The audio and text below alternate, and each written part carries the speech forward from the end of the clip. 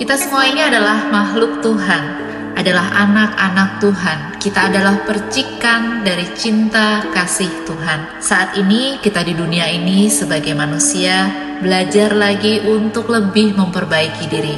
Maka dari itu ketika kita menyadari bahwa kita adalah makhluk spiritual, apa yang bisa kita petik pelajarannya?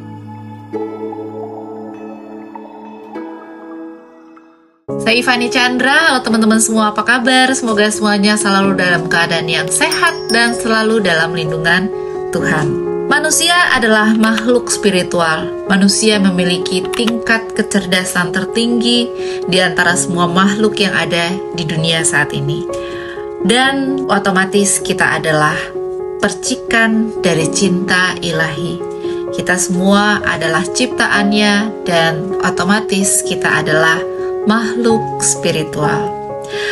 Teman-teman, karena kita menyadari bahwa kita adalah makhluk spiritual, maka hal yang harus kita ketahui bersama agar kita bisa lebih baik dalam menjalankan hidup, maka yang pertama adalah tidak ada yang namanya kesalahan. Yang ada adalah pelajaran. Ketika kita sudah mengetahui ini, bahwa semua yang terjadi di dalam hidup ini adalah pelajaran hidup, maka kita akan lebih mudah melangkah.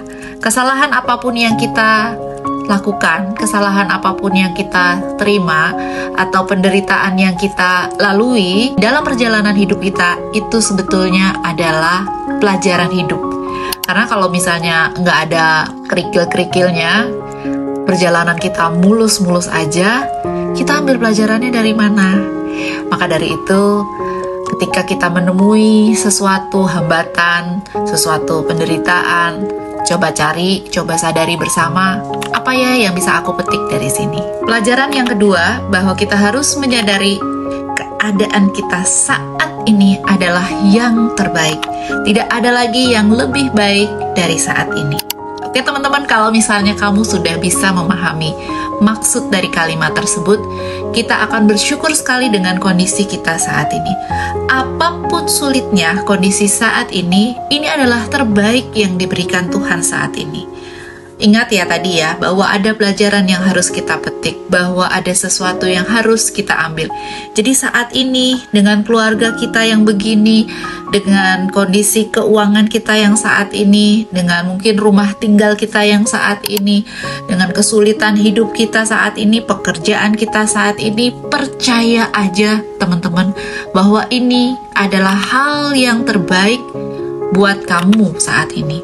Untuk diri kamu yang kayak begini nih sekarang, ini adalah yang terbaik. Kalau pengen lebih baik lagi, kamunya sendiri yang harus jauh lebih baik. Kalau kamu seorang makhluk spiritual yang sudah belajar juga, kamu akan memahami yang ketiga adalah kamu tahu bahwa setiap perilaku dari orang lain di sekitar kamu atau orang lain manapun itu akan memperlihatkan project dari apa yang terjadi di dalam diri mereka sendiri yang diperlihatkan keluar.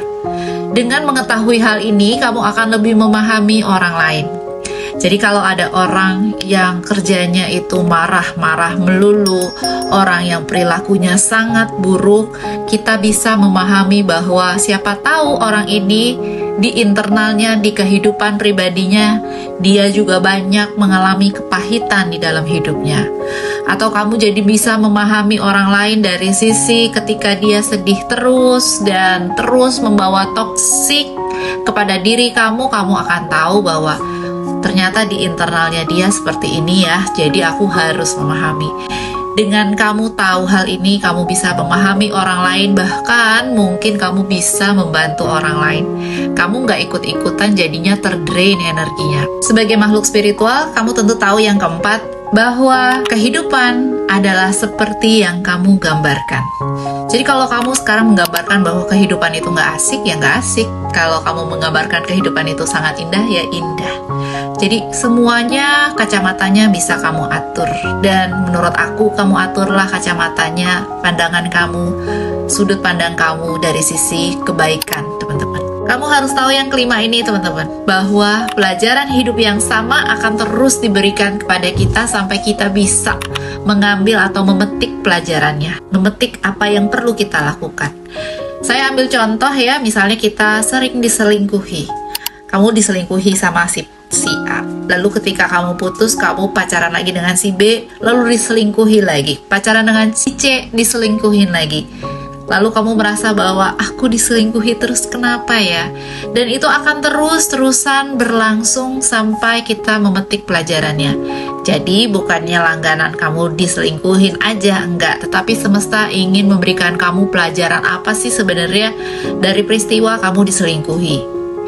Mungkin ada orang yang cuma sekali diselingkuhi lalu bisa mengambil pelajarannya dan bisa pindah ke ujian berikutnya. Tetapi ada juga yang harus beberapa kali diselingkuhi sampai ia bisa dapat memetik pelajarannya. Aku nggak bisa bilang bahwa diselingkuhin itu karena apa, tetapi bisa aja mungkin ketika itu pelajarannya adalah kamu harus menghargai pasangan kamu, dan kamu tidak pernah menghargai pasangan kamu, makanya kamu diberi pelajarannya itu dengan diselingkuhi. Atau bisa juga kamu selingkuh duluan nih, maka di situ akan diperlihatkan rasa kesakitannya seperti itu loh ketika kamu diselingkuhi.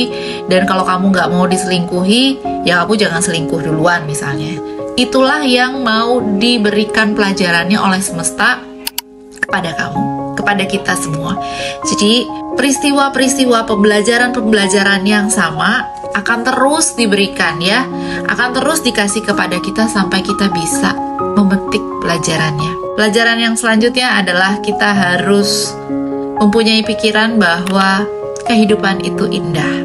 Karena kalau kita tidak memikirkan kehidupan itu indah, maka kehidupan itu tidak indah. Kehidupan indah sampai kamu merasakan bahwa kehidupan ya memang indah.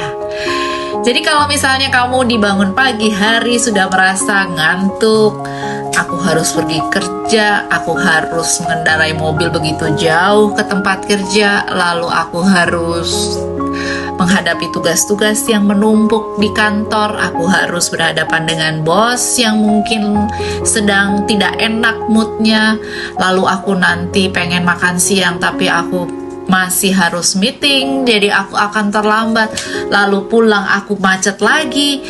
Kehidupan itu nggak indah ya. Tetapi bagaimana kalau kita mengatur pola pikir kita, dimana kita bisa berpikir kalau bangun pagi, aku berasa bersyukur masih bisa napas, aku masih merasa bersyukur, aku masih bisa pergi kerja dengan kedua kakiku, dengan tanganku, dengan mataku melihat jalanan.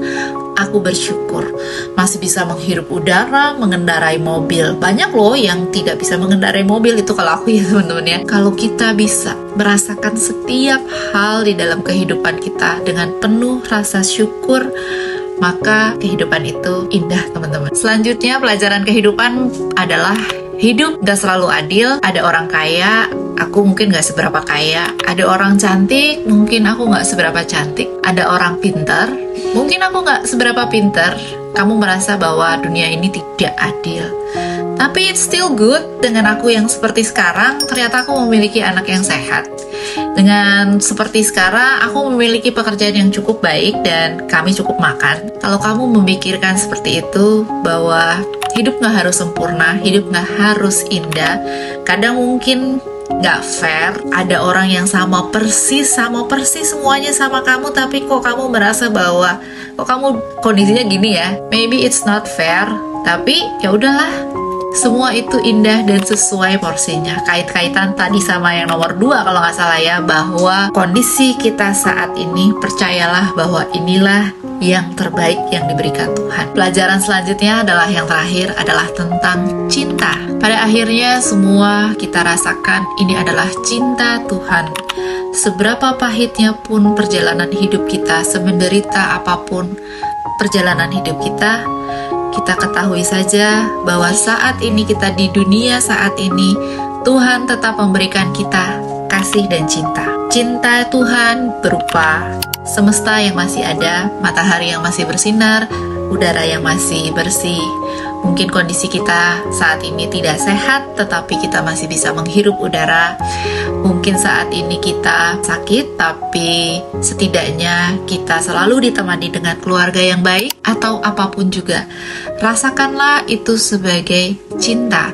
Ketika kita sudah merasakan itu sebagai cinta, maka kita akan lebih baik dalam menjalankan hidup. Kita juga harus share rasa cinta kita kepada siapapun agar kita memiliki meaning of life di dalam kehidupan kita saat ini, di kehidupan kita yang sekarang. Thank you udah lihat video aku hari ini, semoga berguna dan bermanfaat tentang kehidupan. Banyak sekali teman-teman aku, klien-klien aku yang merasa bahwa hidupnya penuh dengan penderitaan. Semoga kalau misalnya pas lagi lihat video ini bisa berguna, bisa bermanfaat, dan mulai menata hidup kembali dari rasa anxiety, merasa hidup ini tidak adil, merasa bahwa sangat overthinking, merasa bahwa sangat sial. Segera di switch, karena semua itu tergantung kita, tergantung pikirannya kita. Aku akan tulis di kolom komentar apa saja yang bisa aku lakukan seandainya teman-teman membutuhkan bantuanku. Aku bisa melakukan apa aja, aku akan tulis. Thank you very much, I love you all. Atma, namaste.